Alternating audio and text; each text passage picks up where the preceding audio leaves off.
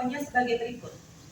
1. Bahwa sampai saat ini belum ada fakta persidangan yang menunjukkan secara jelas, terang, dan meyakinkan bagaimana narkotika tersebut bisa masuk dan diedarkan di dalam rutan Salemba.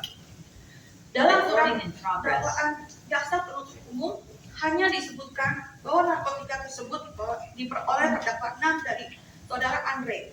Tetapi terkait bagaimana proses narkotika tersebut dapat berhasil lolos masuk ke rutan Salemba masih belum terungkap sama sekali di persidangan.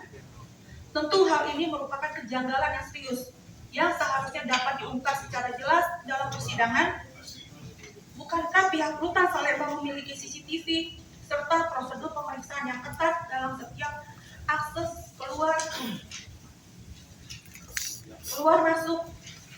Jika demikian, seharusnya dapat diketahui dan diungkap secara jelas bagaimana narkotika tersebut bisa masuk dalam rutan Salemba, sehingga dapat membuat kasus ini menjadi semakin terang benderang, dan seharusnya saudara Andre pun turut diproses juga dalam perkara ini, sebab dialah yang berperan sebagai pengedar utama dalam perkara ini.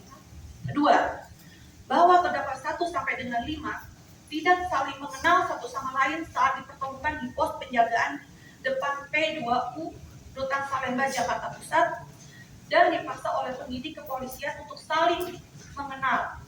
Berdasarkan keterangan terdakwa 1 sampai dengan 5, pada hari Jumat tanggal 3 Januari 2025, saat mereka diamankan dan diinterogasi di pos penjagaan, mereka sama sekali tidak saling kenal sebelumnya.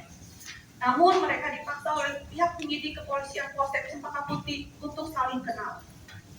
Oleh karena itu, BAP acara pemeriksaan yang diperoleh dari penyiksaan atau tekanan itu seharusnya dapat dibatalkan atau dicabut dan dinyatakan batal demi hukum. Ketiga, bahwa terdakwa 1 sampai dengan 5 tidak didampingi oleh advokat selama menjalani pemeriksaan di tahap penyidikan kepolisian.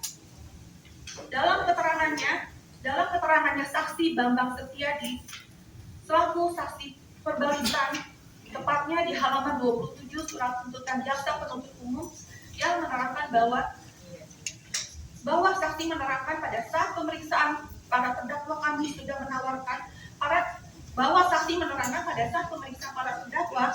sudah menawarkan dihadirkan, namun mereka menolak untuk didampingi. Seharusnya beliau sebagai penyidik yang mempunyai pengalaman matang seharusnya paham akan prinsip-prinsip hukum acara pidana secara presisi, bahwa jika tersangka tidak mampu menunjuk advokat sendiri, penyidik wajib menunjuk penasihat hukum bagi tersangka yang disangkakan melakukan tindak pidana dengan ancaman pidana mati atau penjara 15 tahun ke atas, atau bagi mereka yang tidak mampu yang diancam pidana 5 tahun atau lebih, yang sebagaimana diatur di ketentuan KUHP sebelumnya, yaitu di ketentuan pasal 56 KUHP.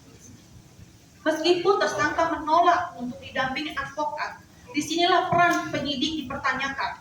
Apakah penyidik sudah mengedukasi, memberitahukan, dan memastikan tersangka memahami hak-haknya? Sebagaimana juga dengan keterangan Dr. Anand Sovantorado, SAMH, saksi ahli hukum pidana, yang memberikan keterangannya di persidangannya itu, secara filosofis hukum peradilan pidana sebenarnya dibentuk oleh negara adalah bagian dari perlindungan hak asasi manusia terdakwa. Penasihat hukum harus hadir di samping terdakwa karena ini adalah nasib yang dipertahankan